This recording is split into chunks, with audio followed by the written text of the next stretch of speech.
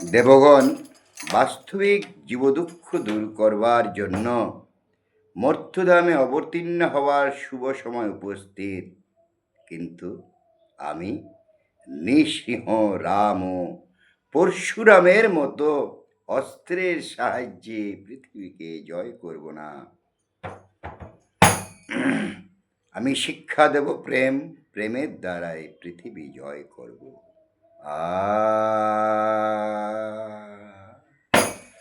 ও রাম আদি অবতারে ধনু চক্র ধারণ করে, ওই রাম আদি অবতারে ধনু চক্র ধারণ করে কত দৈত্য দান করিল নাশন,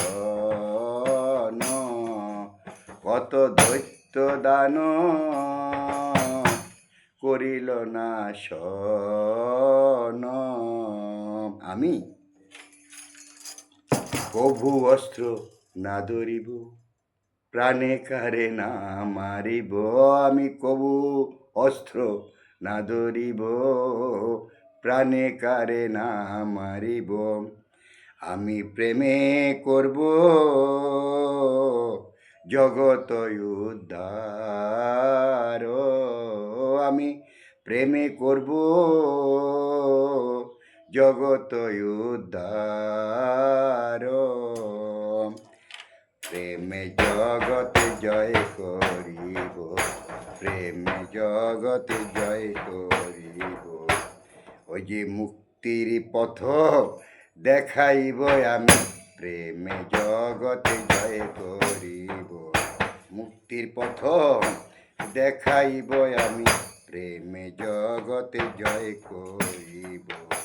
জরা ব্যাধি গুছাইব আমি, প্রেমে জগতে জয় করিব। নির্বাণ সুধা বিলাইব, প্রেমে জগতে বাসাইব।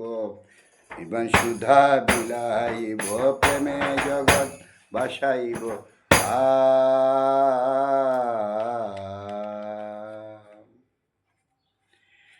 তখন তিনি পঞ্চাবলোকন, অর্থাৎ তখন তার নাম বোধিসত্ত্ব, পরবর্তীতে জন্মগ্রহণ করে সিদ্ধার্থ। তখন তিনি পঞ্চাবলোকন করে দেবগণের উদ্দেশ্যে বলছেন, কিন্তু দেবগণ, মর্ত্যধামে অবতীর্ণ হওয়ার আগে আমাকে 5টি বিষয় চিন্তা করতে হবে। বুদ্ধরূপে জন্ম নিয়া ভূতলে গমন, ও হইয়াছে কিনা সেই সময় এখন। পৃথিবীতে 7টি দ্বীপ আছে, কোন দ্বীপে জন্ম নেব সেই বিষয়ে চিন্তা করতে হবে। জম্বুদ্বীপে জন্ম নিল পূর্ব বুদ্ধগণ, জম্বুদ্বীপে জন্ম নিল পূর্ব বুদ্ধগণ। ওই আমিও জন্মিব তথা শুন দেবগণ, আমিও জন্মিব তথা শুন দেবগণ। তারপরে কোন কুলে জন্ম নেব সেই বিষয়ে চিন্তা করতে হবে। বৈশ্য শূদ্র কুলে নাহি জন্মে বুদ্ধগণ, বৈশ্য শূদ্র কুলে নাহি জন্মে বুদ্ধগণ। ও যাইব ক্ষত্রিয় কুলে করিলাম মনন, যাইব ক্ষত্রিয় কুলে করিলাম মনন। তারপর কোন বংশে জন্ম নেব সেই বিষয়ে চিন্তা করতে হবে।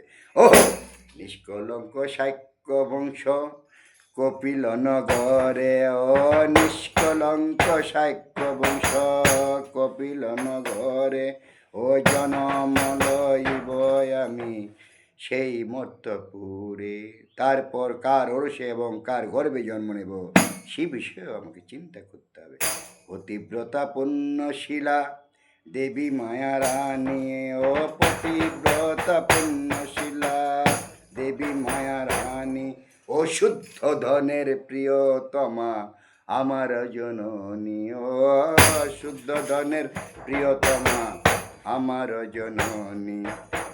জননীর আয়ু ঠিক করে তারপরে 10 মাস 7 দিন